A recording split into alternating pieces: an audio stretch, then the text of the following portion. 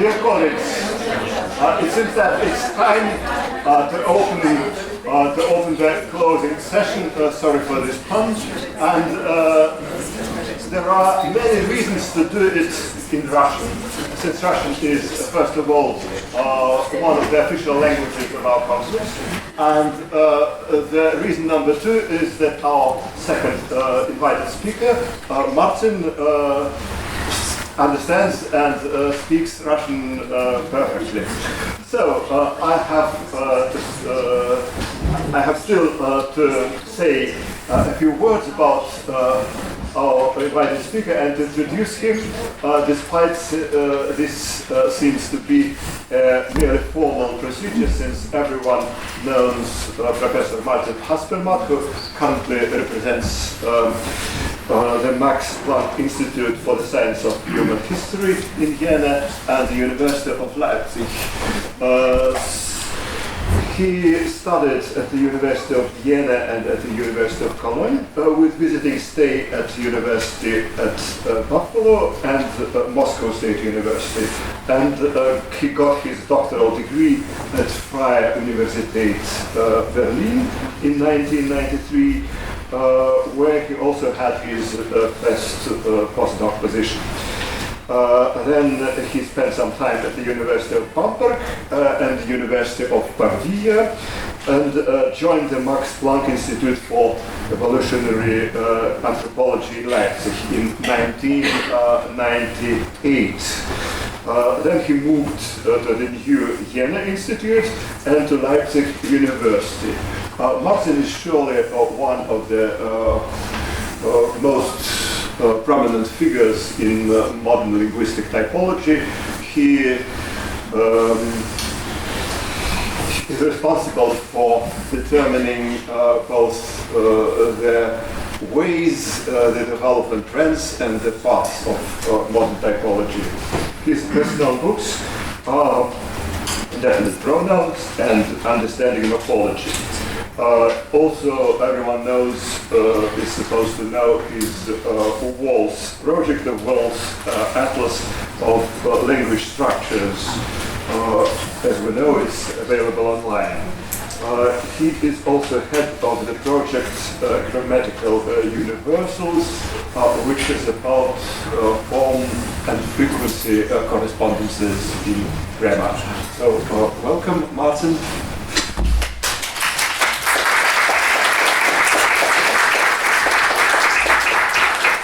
Yeah, thank you all for coming. Thank you very much, Anton, for inviting me. I was very happy when we met in Heidelberg at a conference earlier this year that Anton suggested that I could come to this conference because it has been a while since I was in Moscow last time in 2012. I think when I was in Voronovo, but didn't make it to the center a few years ago.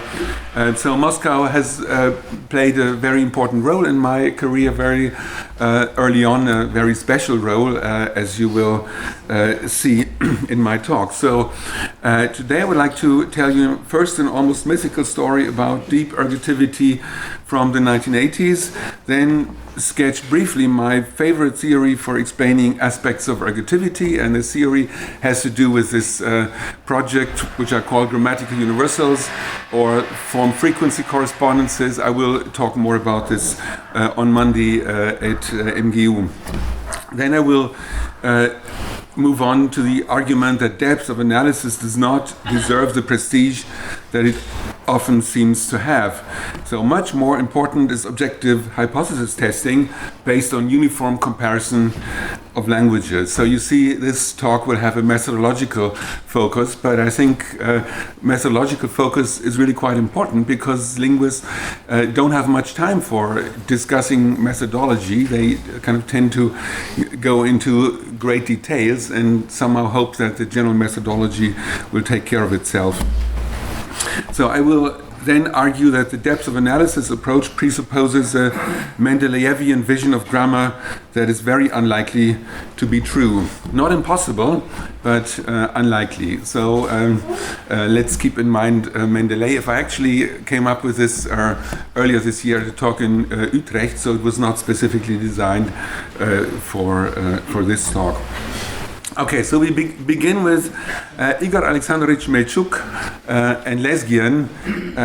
We heard the previous or a talk just earlier about Rutul. Lezgian is closely related, spoken in southern Dagestan, in northern Azerbaijan. And what does Igor Alexandrovich Melchuk have to do with Lezgian? Well, in 1983, he was a visiting professor at the University of Vienna when I was a first-year student there. And this shows me with Igor Melchuk, and some of you may also recognize Tilman Reuter as one of the nice parks of Vienna. And so I was fascinated by Melchuk, his personality, but also his approach to grammar. He used the dependency approach, which I thought was much more appropriate to my favorite languages like Latin and German. And I had also studied some Polish because my mother grew up in Poland. And then I thought, wow, I have to study some Russian. In particular, since I learned about this paper, Melchuk 1981, paper about Lezgian, with a fascinating theory of Lezgian clause structure. So it was called Grammatical Subject and the Problem of the Ergative Construction in Lezgian. Melchuk claimed that Lezgian has no transitive ergative construction, but that its ergative marked argument, as in this example here, Ali dikitskena, Ali killed the dog, is actually an oblique causal complement, and it's not the subject. So basically, all Lezgian clauses are claimed to be intransitive. And this clause 1, while it translates as Ali killed the dog, it literally means the dog died through Ali. Melchuk repeated this in a 1988 article, which updated the 81 article in his book Dependency, Syntax, Theory and Practice, and is also a more recent 2013 paper.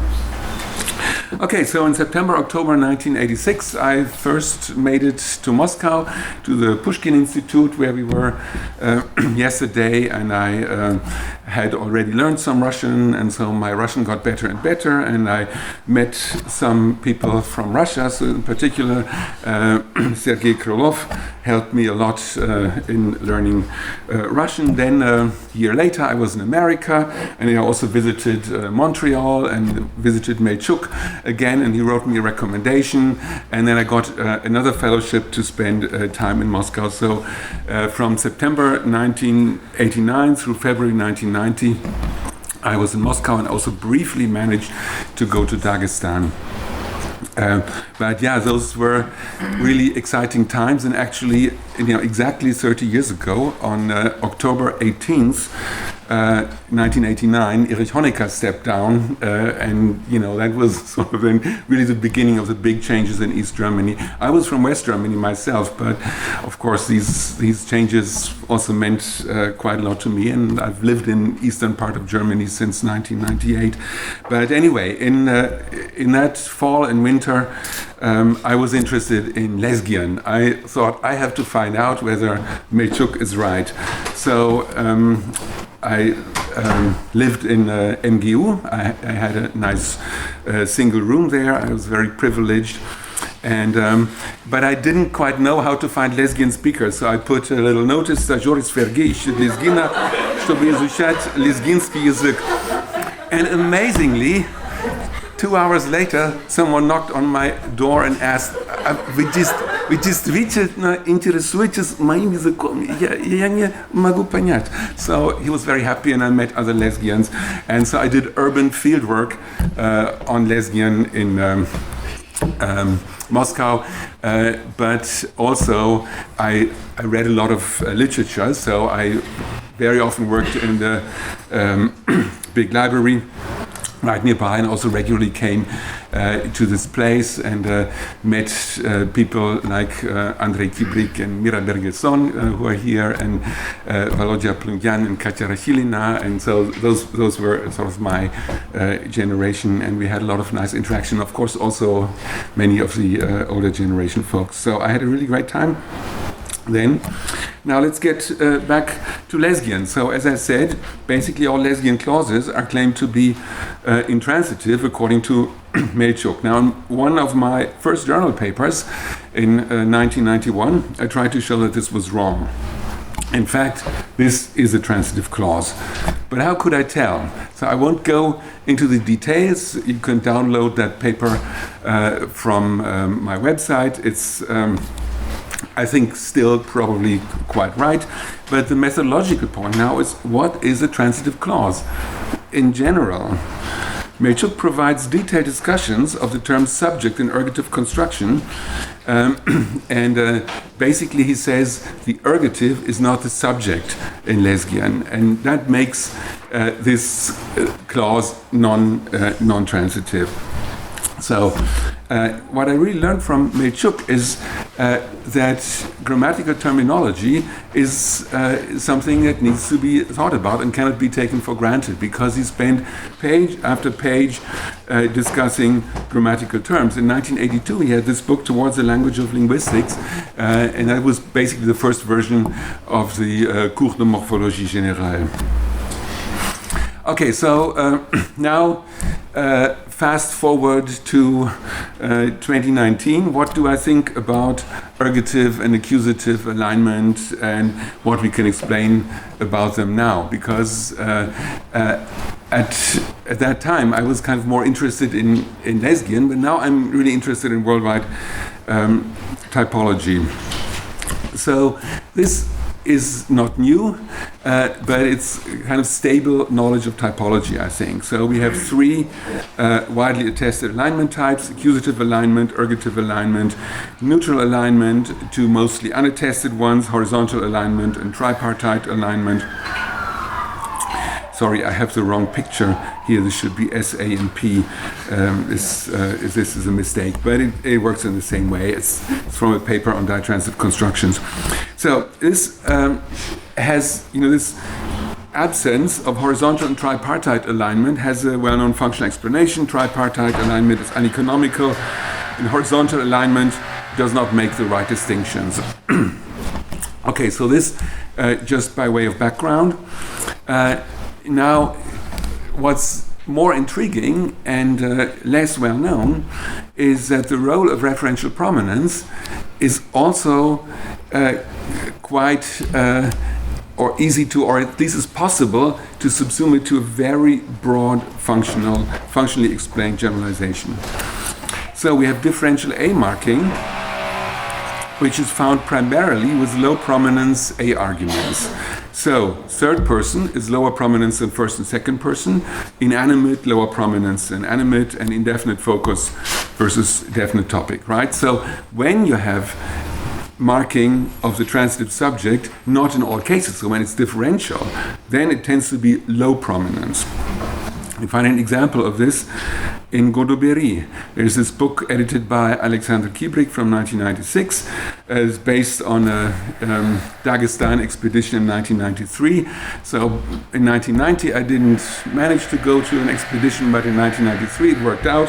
This picture shows me with Konstantin Kazenin and one young lady that I don't recognize here, and some of you here were part of that expedition, like Andrei Kibrik and Serieta Chivosov and Olga Fyodorovna and someone else, Nina Dobrushina, she was here earlier.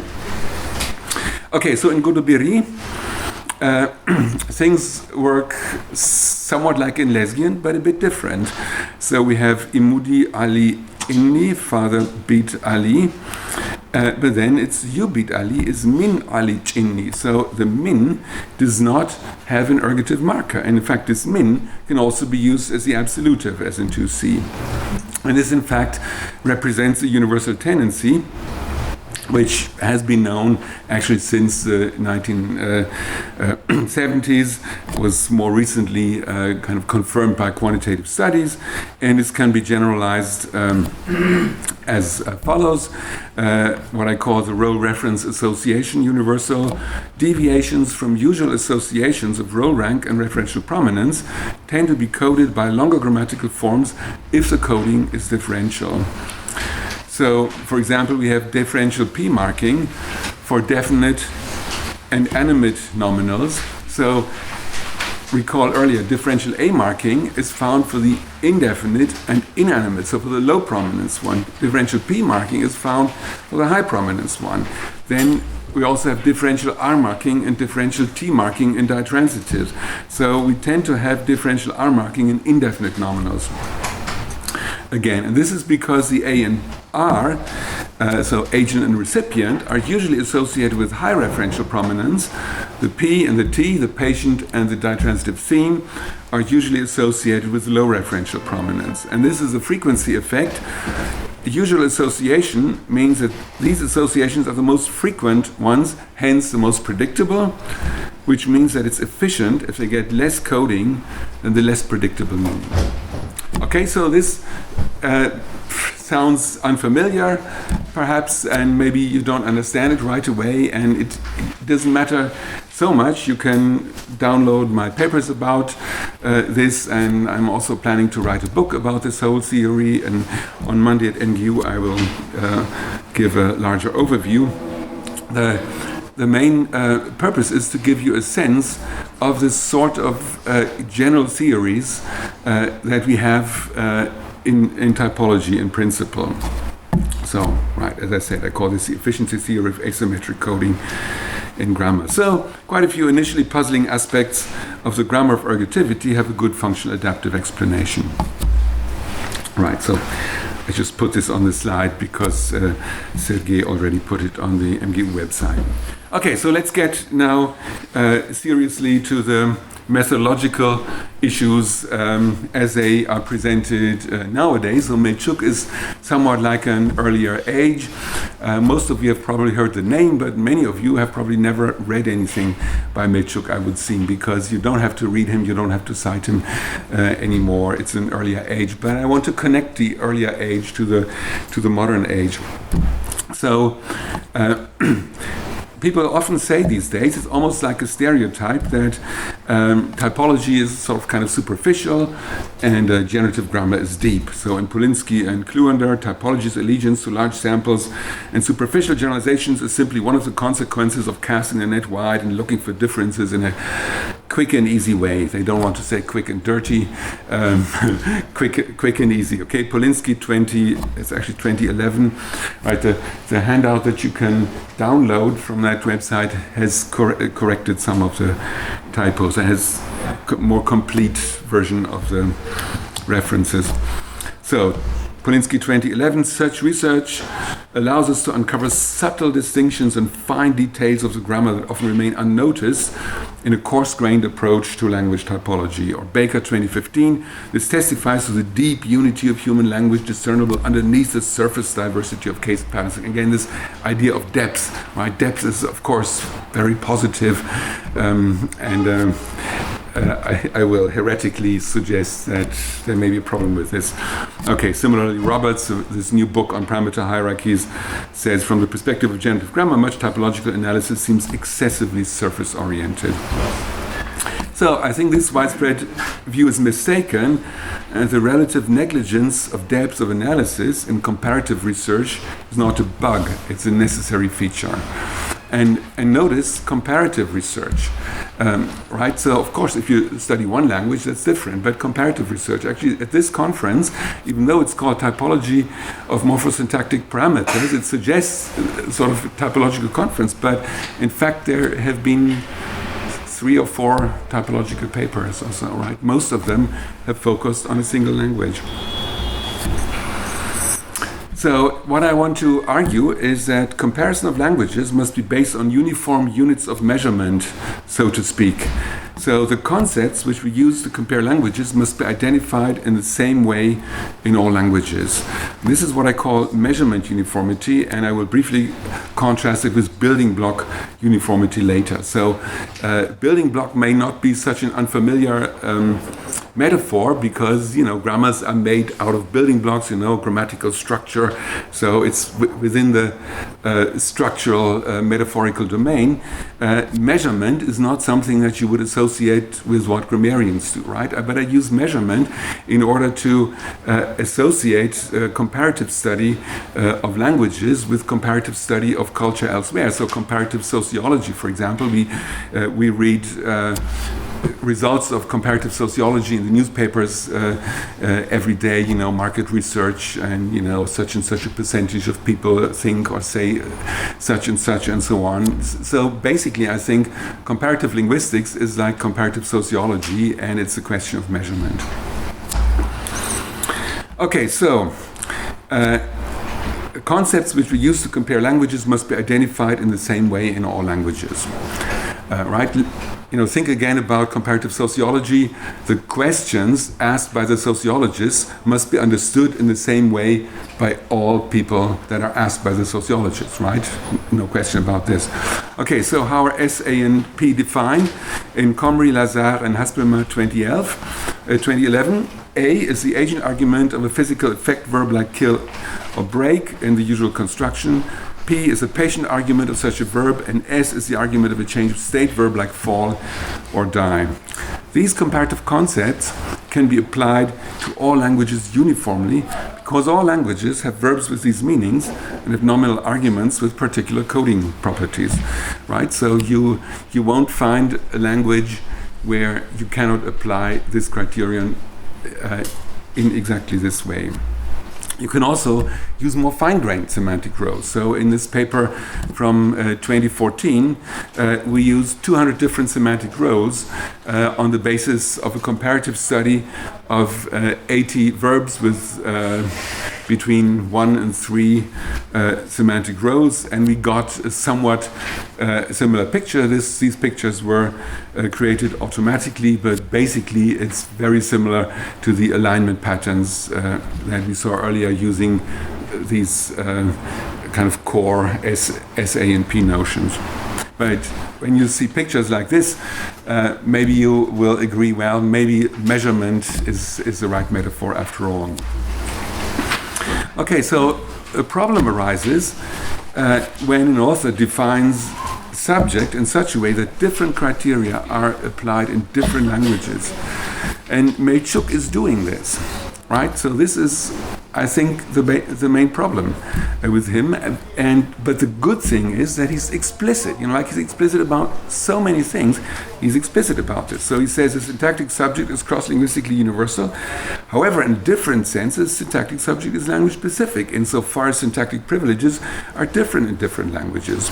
So in many Indo-European languages, the main privilege of a clause element is to oppose agreement, while in Malagasy it is to occupy the clause final position, right? Completely different things. But he still says that both of them are subject. Just a recent quotation from a paper that appeared in Language 3 weeks ago or so. So it's very recent paper on Austronesian languages, and they have this footnote, and they say, privilege syntactic argument, Van Valen. Basically they admit that they allow different criteria in different languages. So controls coding properties such as, right? When you say such as, basically it means you don't give a definition. You sort of list sorts of things, but it's not a clear way of identifying subjects. So this is not likely to pick out uniform phenomena across languages. If different subjects may be recognized by different criteria, how do we know that they're all subjects? So, I know it when I see it. This is, in everyday context, this often works. This was a famous pronouncement by an American judge. It was a pornography case or something like that, so all Americans know about this. Well, fortunately, he made the right decision by allowing a beautiful French movie in American cinemas. But in science, we really have to be rigorous. We need strict definitions of comparative concepts that allow rigorous testing. Okay, so I give an extended example using Mark Baker's theory of dependent case because it's again about ergativity or also about ergativity, and one can illustrate it very nicely because again what Baker shares with Melchuk is that he's unusually explicit And he writes very well, so he's currently my favorite generative linguist. Okay, so if you haven't heard about dependent case theory yet, it's relatively simple. It means that high case in the clause is ergative, low case in the clause is accusative, high case in the VP is dative, high case in the NP is genitive, and unmarked case is nominative, absolutive. Now, of course, you have to know what's high and low, and then it gets more complicated. But so, if you have a Lezgian clause like Alidi Zasktabugana, Gali gave me a book, then the idea is that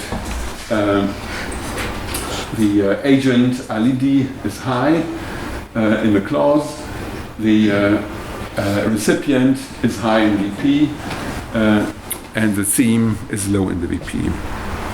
And Lezgian has the rules for A and for C, and that's how you get this pattern. Now, there's no clear way to determine what is high and low, but Baker is not worried by this. I was worried by it, but he says, well, we should not expect to find many differences between C command and a notion like semantic prominence, since the two notions are closely related. So somehow he uses these high and low notions. I deliberately did not put any lines here because it's not really about constituency. It's about high and low. Anyway, this is not the key point. The key point is that then at some point in his argumentation, he starts to consider word order differences. So in Sacha, for example, he tries to subsume the differential object marking under his theory of dependent case. So we have these examples from Baker and Vinokurova, 22a, Masha ate the porridge, where you have the accusative on the definite patient object. In 22b, no accusative marker, and this correlates with the word order difference. So when you have an adverb, it can go after the object only when the object has an accusative marker. So 23a without accusative is not possible. When the accusative marker is not there, the quickly has to come first, as in 23b. So his actual proposal for movement is rather intricate and maybe in the sense deep or so. I don't know. He doesn't talk so much about depth, but you see, even though initially the theory is simple, then it does get quite complex. But unfortunately, he misses the generalization that differential object marking is found on definite objects also in languages where there's no word order alternation. So Hebrew is a famous case of this. Now you may ask me, how do you know that Hebrew indeed represents the same phenomenon? Well, it obeys the same generalization as can be determined by objective hypothesis testing. So, my claim is that if there's differential object marking and if referential prominence is involved, then it's the referentially prominent objects that get accusative marking, the definite ones, the animate ones, and the first and second person ones. So the problem is that if comparison is based on deep analyses with different considerations playing a role in different languages, then this means that we have to rely on the analysis being correct. But if the analysis, in turn, relies on the general theory, then this becomes a very intricate process. So let's look at an example that Baker actually cites from my Grammar of Lezgian. I was very pleased by this. So, he really reads widely and he was interested in ergativity, so he thought maybe I have to say something. I was particularly happy about this example because it is quoted from a Lezgian newspaper article, which is based on an interview with me. So I made it very briefly to Dagestan, and they said, "Oh wow, there's a German linguist coming to study Lezgian," and the interview was in Russian. Sorry, I'd never learned to speak Lezgian, but they translated it into Lezgian, and they didn't know what to ask me. So they asked me about my family. What's the profession of your father? Well, if I had spoken Lezgian, I would have said Zibuba Johannes Keshishya. My father, Johannes, is a minister. Okay, now, another great thing about Baker is that he realizes that there's a problem for his theory, because in his theory, the subject is higher than the predicate nominal. So why isn't the subject in the ergative? So he spends several pages talking about this. In the end, he says, well, there must be something in the middle. There's some kind of EP, and then he finds it somewhere attested in Tamil. So, it's not, languages don't generally have this. He says it must have it, because otherwise the theory doesn't work. So his methodological move is to hypothesize that an underlying element exists, look for phenomena that might match this phenomenon. If there's something to be found, whatever it might be, this is taken as confirmation.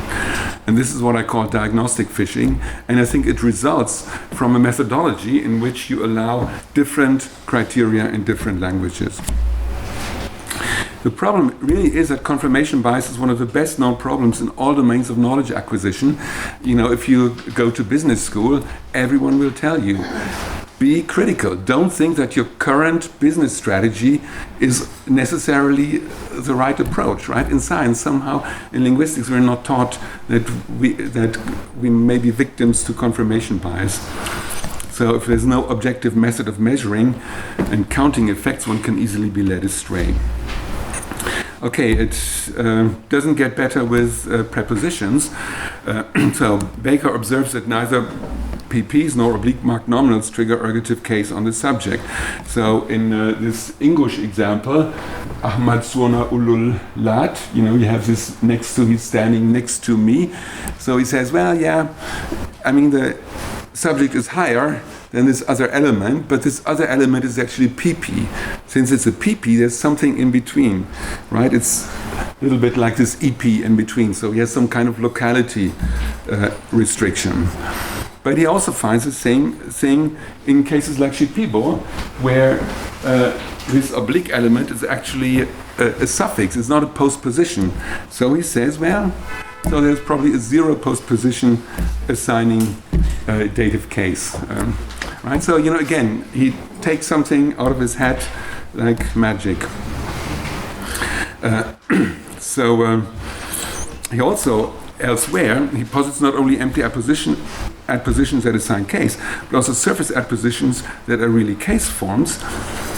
In NP, it's surface case forms that are really adpositions in PP. So there's all kinds of abstract elements that are allowed, and one doesn't get a sense that this theory is really objectively testable.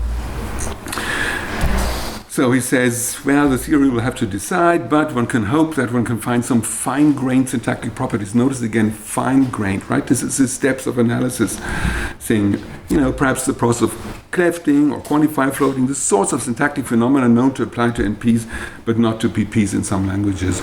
So, he allows different criteria in different languages, but then what are the sorts of phenomena known to apply to NPs but not to PPs in some languages? Actually, Masha Polinsky has a whole chapter in her 2016 book on 2 types of ergativity, where she lists a number of phenomena that might distinguish between PPs and NPs, because she also posits empty prepositions for many languages. And, she actually admits, it's very honest, that the whole thing is very subjective. And then also a question, how far can the depth of analysis go? Baker, again, is very honest. He says, well, we could contemplate taking a more radical view, which would claim that all languages are really tripartite languages in their syntactic case marking. Every language is absolutive, ergative, and accusative. And then when you don't see the accusative, well, it's just spelled out by 0. Or when you don't see the ergative, well, it's spelled out by 0. Baker continues, some strict minimalist theorists might find this view attractive, perfect uniformity at the syntactic level. However, I believe that this universalist view goes too far. Rather, I claim that languages are parameterized. Okay, so he claims this, he thinks it goes too far, but that's subjective, right? That's just his feeling. How can we tell whether he's right or wrong? So my suggestion is, when comparing languages, let's rely on deep analysis. Let's just rely on, what speakers must know to learn a language, the community norms, not with deeper analyses.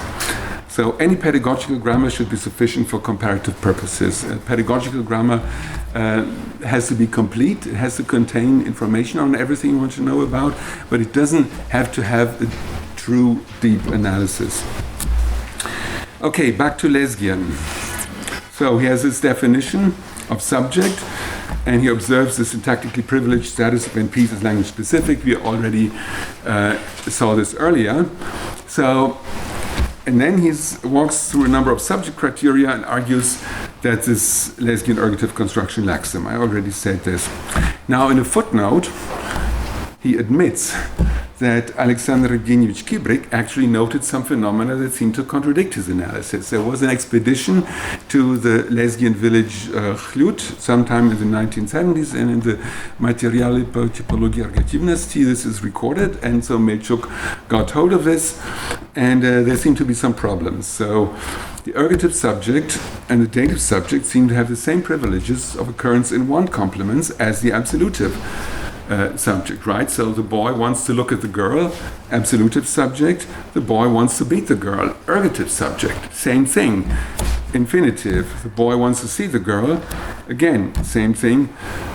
The boy wants the girl to look at him.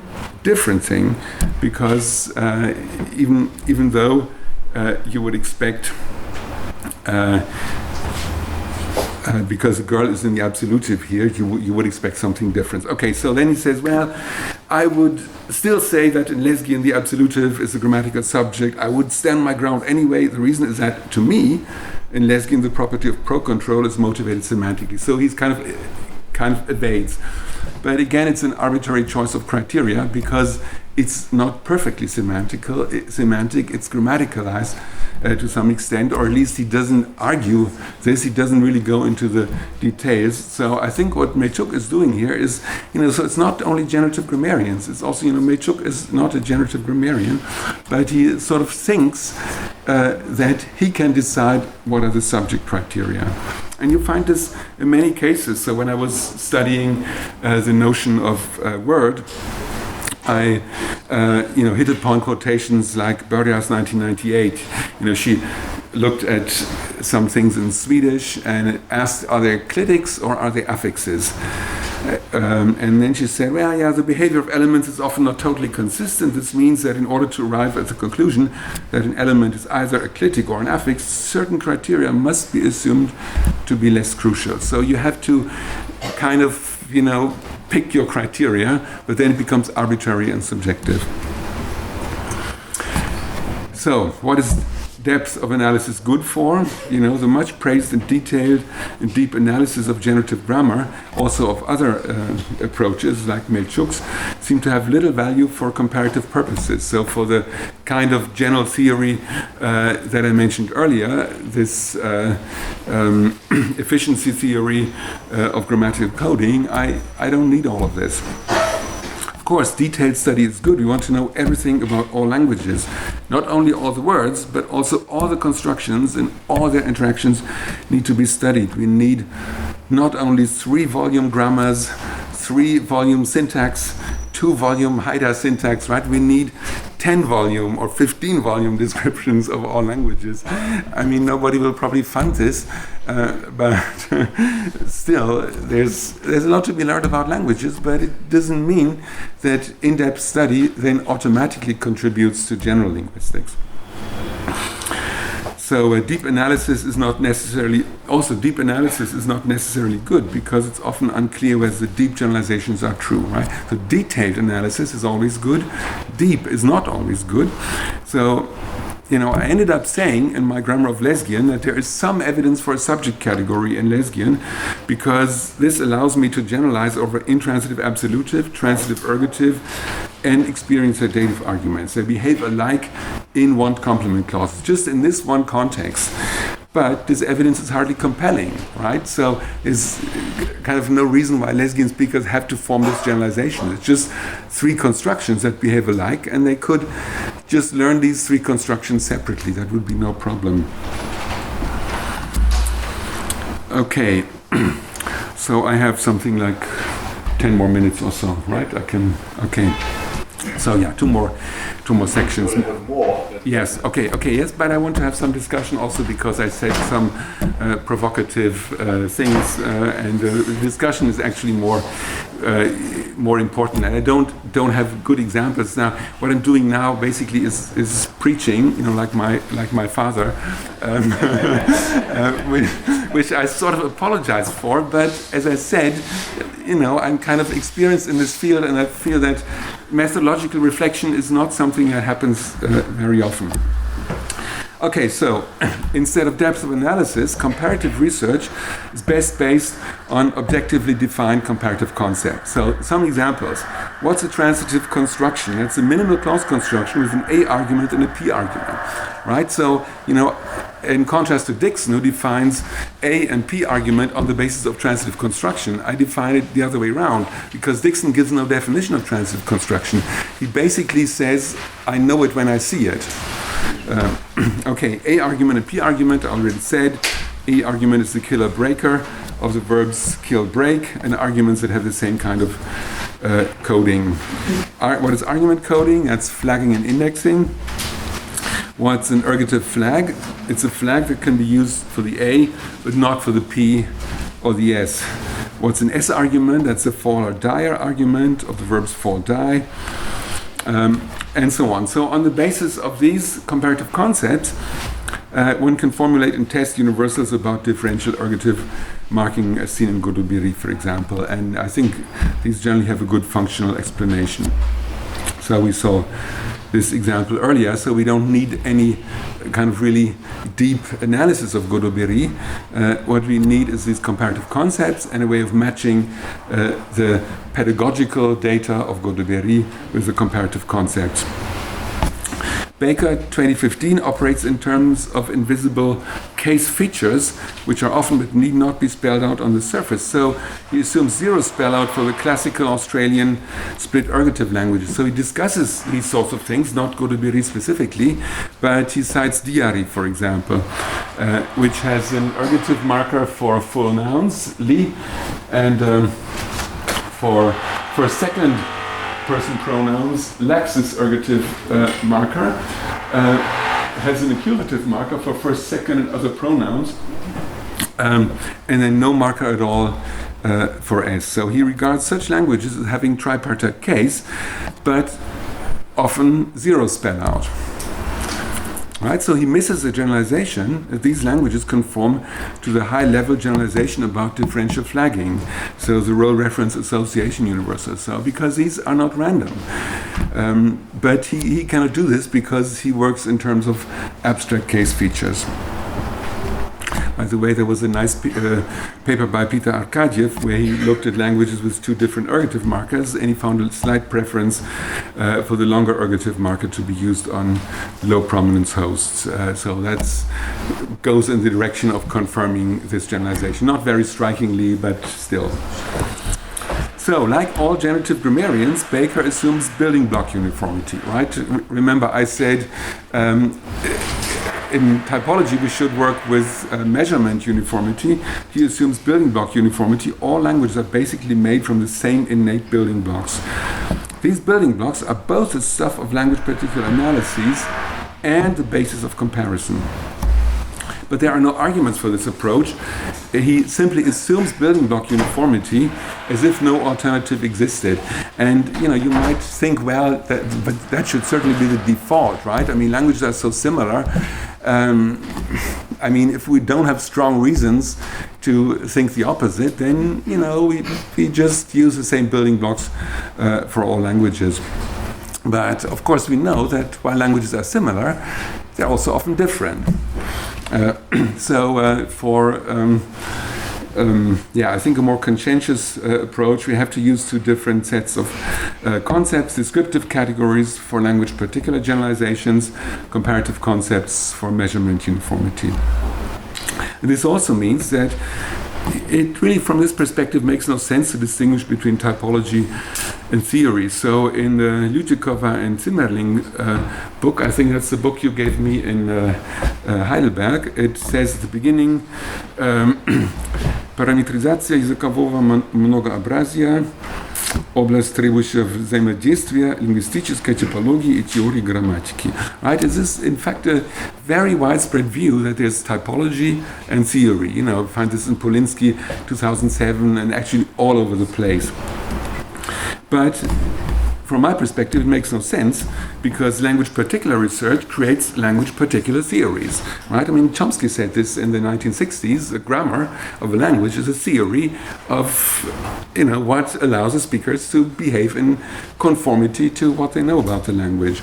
Comparative research creates comparative and general theories, right? So if you want to have a general theory of human language, then you have to do comparative research.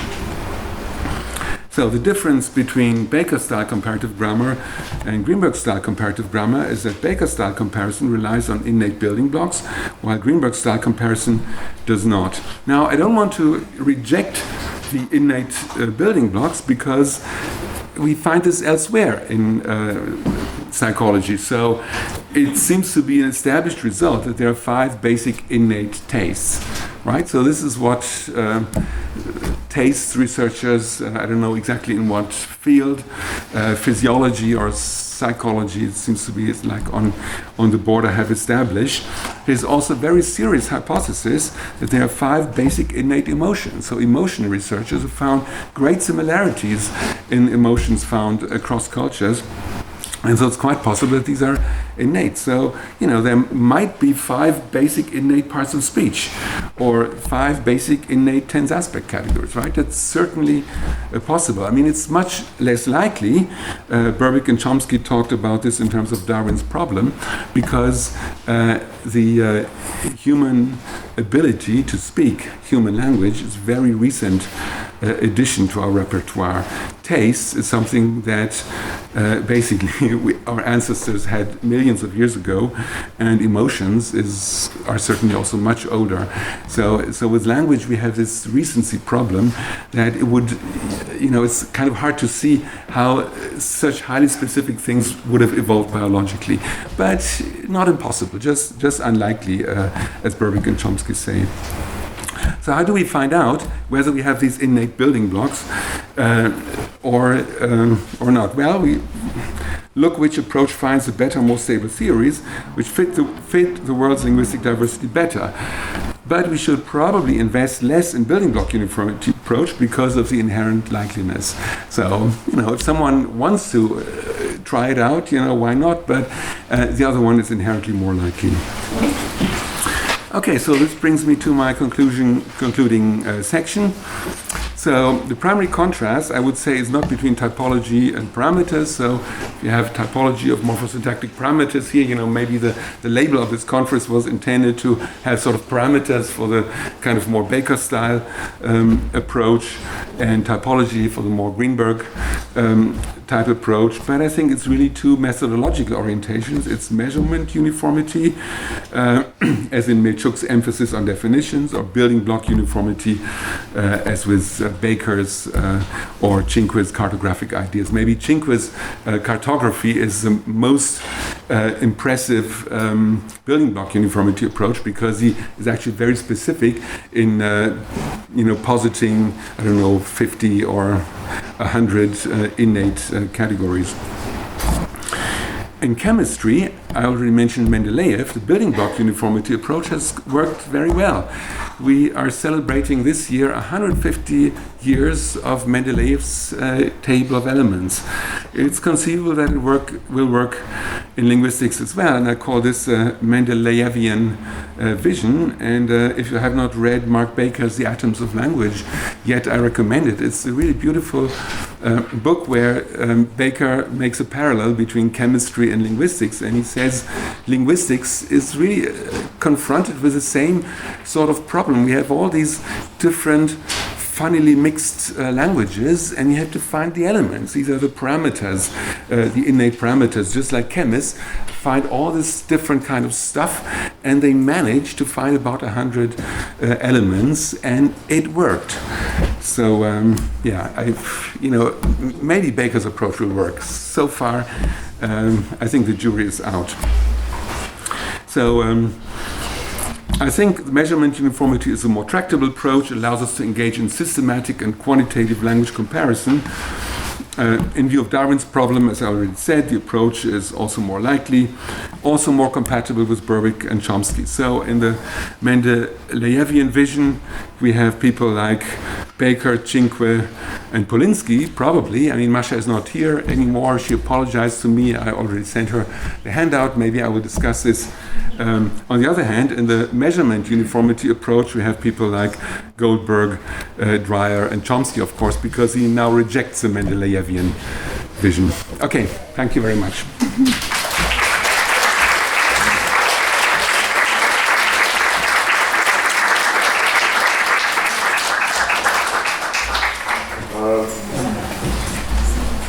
Dear colleagues, we started the final talk with some 6-7 minutes delay, so I assume that we have at least 20 minutes for discussion. Questions, please. Ali. Well, thank you very much for this intriguing talk. I just have a very major obvious question. When you say that the Mendeleevian vision is improbable, unlikely, you quote anecdotal versions with like 5 parts of speech, which are innate, or Cinque's 20 or something projections. But what if the innate categories are simple, like, I don't know, constituency, features, categories, or something like merge in the core meaning Lezgian also sounds conceivably something which could be innate because it's very basic. Yes, of course, there, all kinds of things could be innate. We could have an innate contrast between phonology and grammar, for example. There was Nina Sumbatova's talk this morning where she said there's the phonology-grammar distinction. Graf Corbett didn't want to give it up. So, maybe that is innate. We have these sort of innate modules, innate architectures. And in fact, Chomsky did not completely abandon innateness. He just thinks that basically it's really only merge that's innate, so only combinatorial possibilities. Well, in fact, there must be more things that are innate because our speech recognition, speech processing abilities are clearly quite language specific, it seems. So what I'm simply asking is whether the sorts of things that we talk about in linguistics, at this conference over the past 3 days, whether these sorts of categories are innate. So certainly something is definitely innate, and as Chomsky keeps saying quite rightly, there's a difference between a chimpanzee and his granddaughter. But what exactly it is a bit hard to say. So my favorite finding is that grammars don't count. That's my favorite thing that I don't have an explanation for. Why don't grammars have rules that say only 3 words before the verb or something like that? So languages work in terms of classes of expressions. These classes of expressions, they can be defined in all kinds of ways, but not in numerical terms. So I consider that certainly a possible innate characteristic that we're born with. As for constituency, I'm less sure. I was just last week rereading Melchuk's argument that really grammar has to be dependency-based, and you have to be an English speaker in order to have constituency grammar. So if you were a Russian speaker, you would never come up with constituency grammar. So, therefore, maybe dependency is innate. I don't know. Certainly, our possibilities of kind of forming sentences in whatever way are really amazing. But what they're based on, I think when doing this sort of linguistics, we don't know.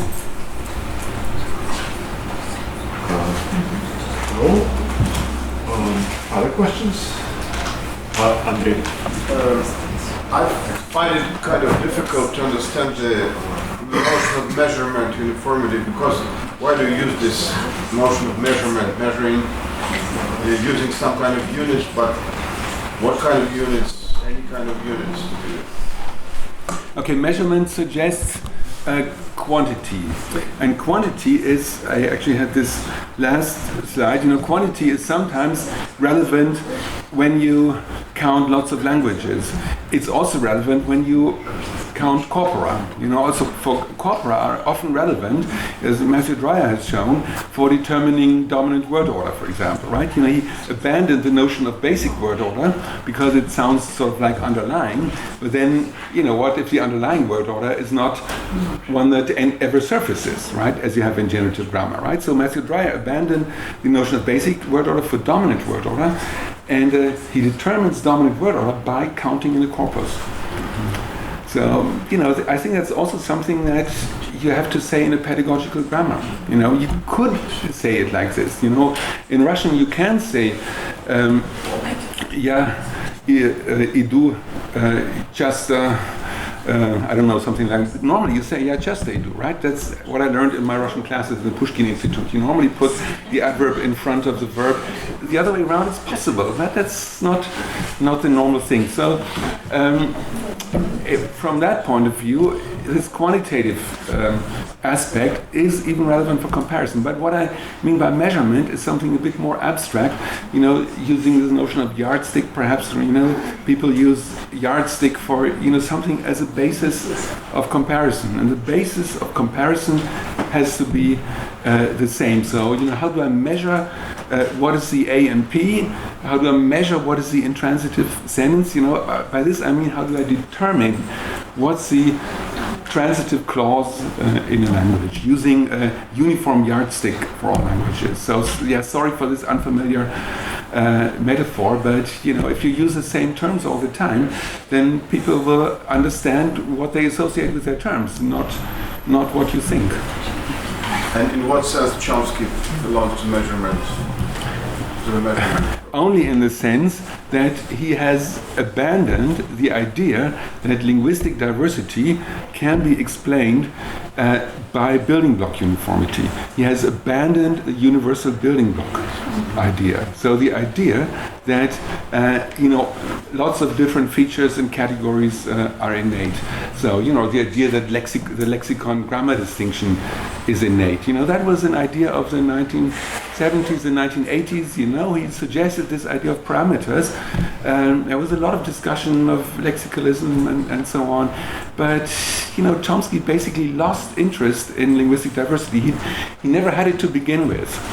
With the last 20 years, he completely lost it because he felt that he had solved the problem of linguistic diversity by suggesting this parameter thing. And so he could move on and move beyond explanatory adequacy. That's my understanding, my very limited understanding. I find Chomsky quite obscure, so we can take him away.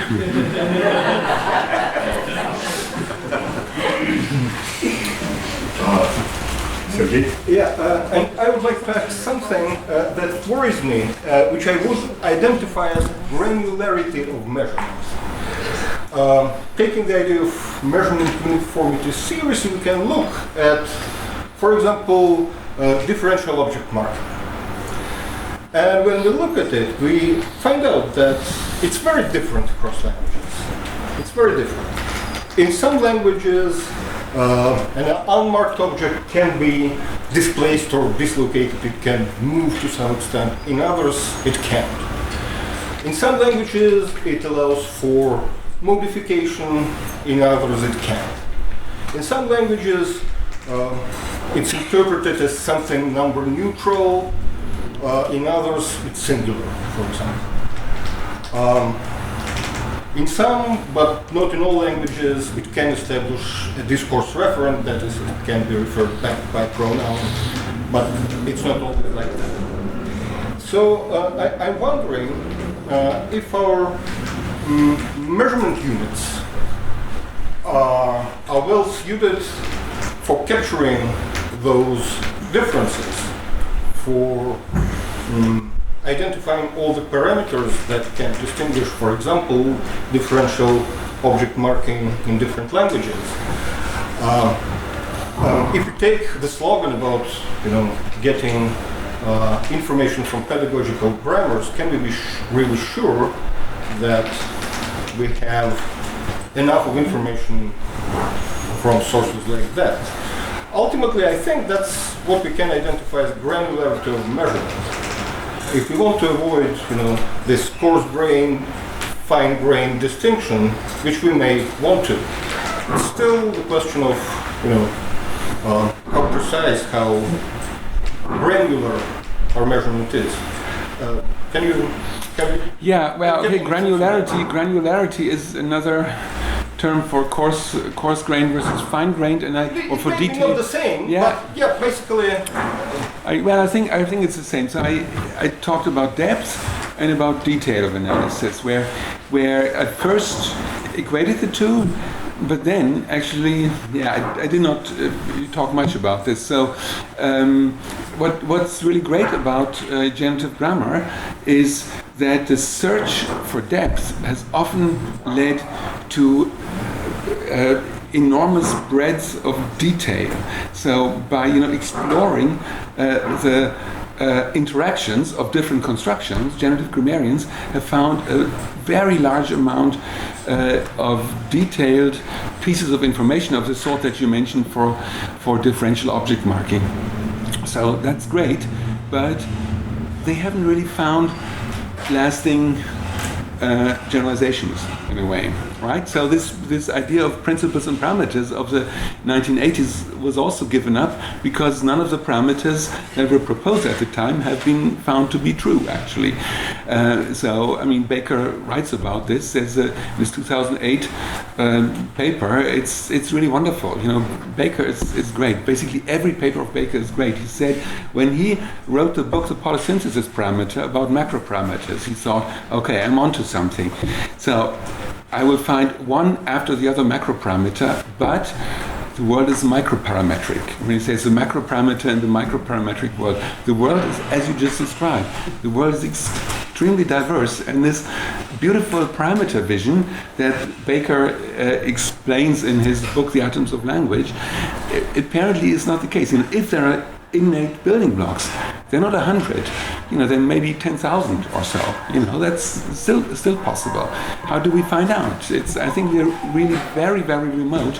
So, even in 200 years' time, we will not have a UNESCO year of 150 years of the linguistic periodic table of elements or so. In 50 years' time, we will not have found these 10,000 or 5,000 innate elements or so. So, languages are very, very different, and they differ in detail.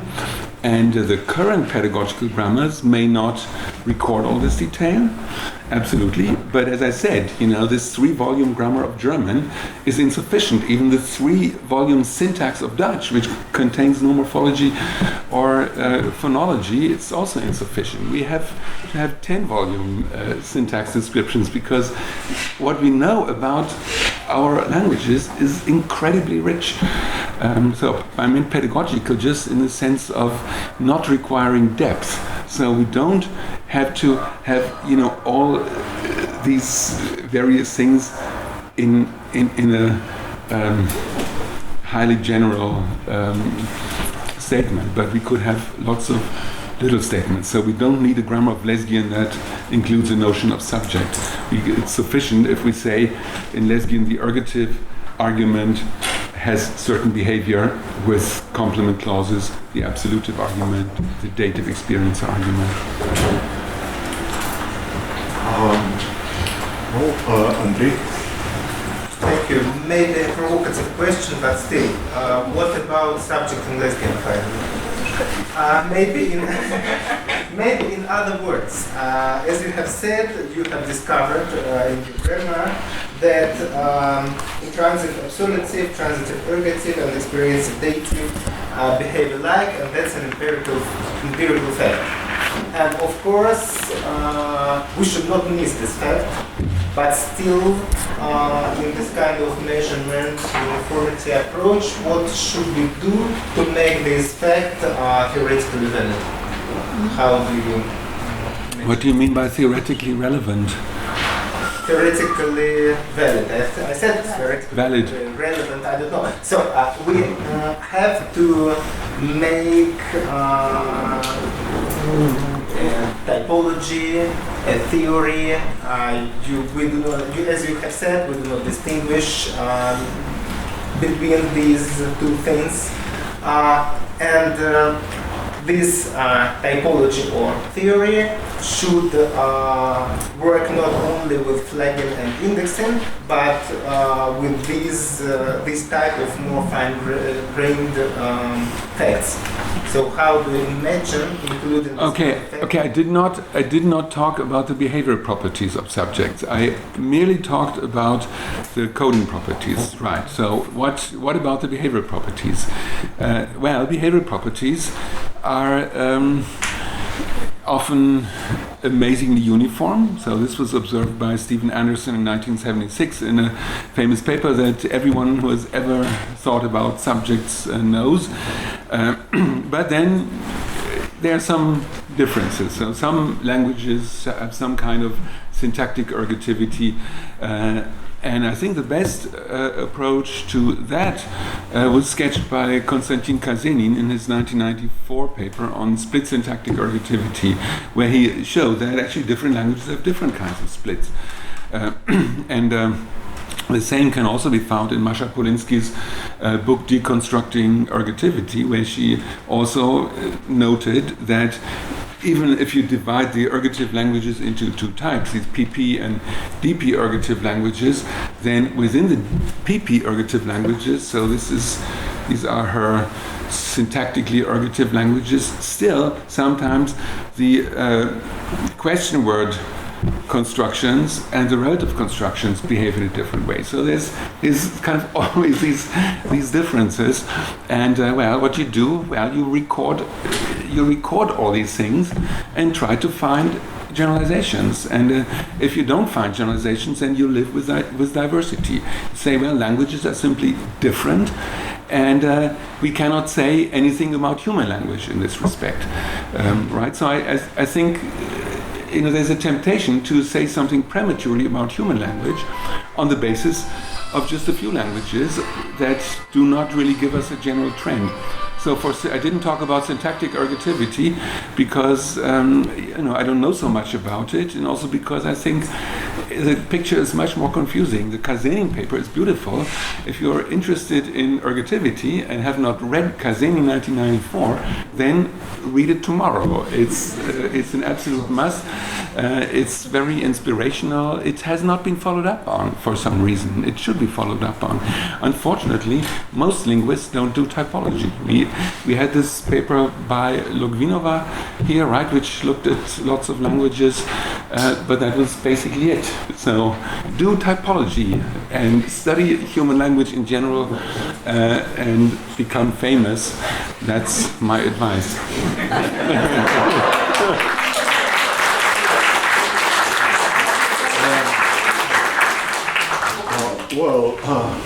If I'm allowed, I would like to ask you a question too.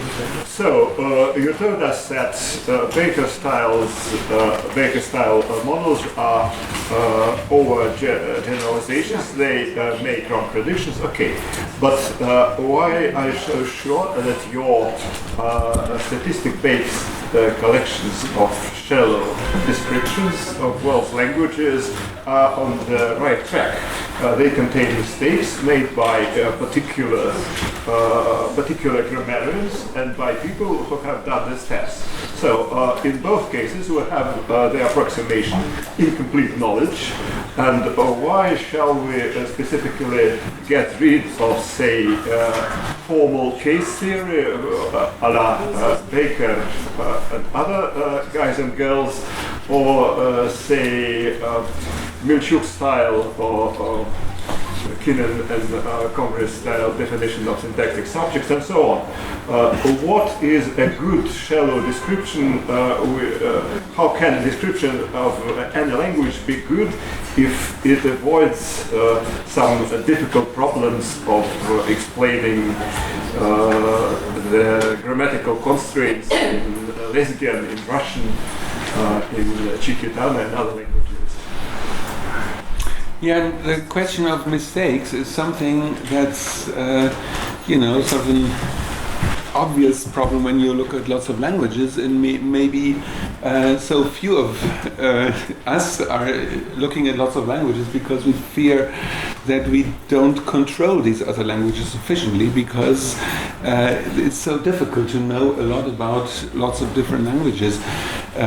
So certainly this is a problem. The data problem in comparative linguistics is a big one. Here in this talk I was focusing on the methodological problem of subjective choices, right? So this is, rather I claim that languages are parameterized. This is a completely subjective choice, and I think the problem of subjective choice is a more serious problem, because it makes linguistics very vulnerable to the cult of authority, and everyone knows, we talked quite a bit about Chomsky again, so this idea that there are these some famous people, we follow them, if subjectiveness enters science, then it leads to this authority orientation.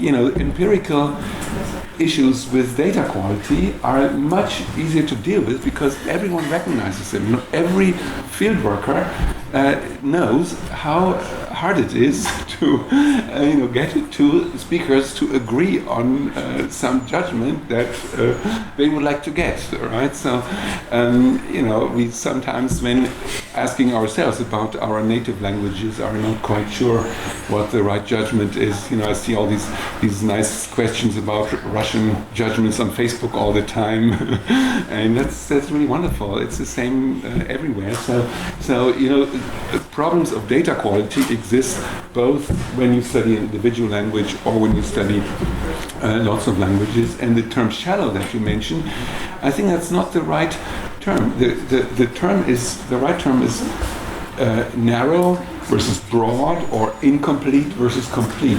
And a grammatical description should be complete. It should say everything about the language that the speakers know. But that's impossible.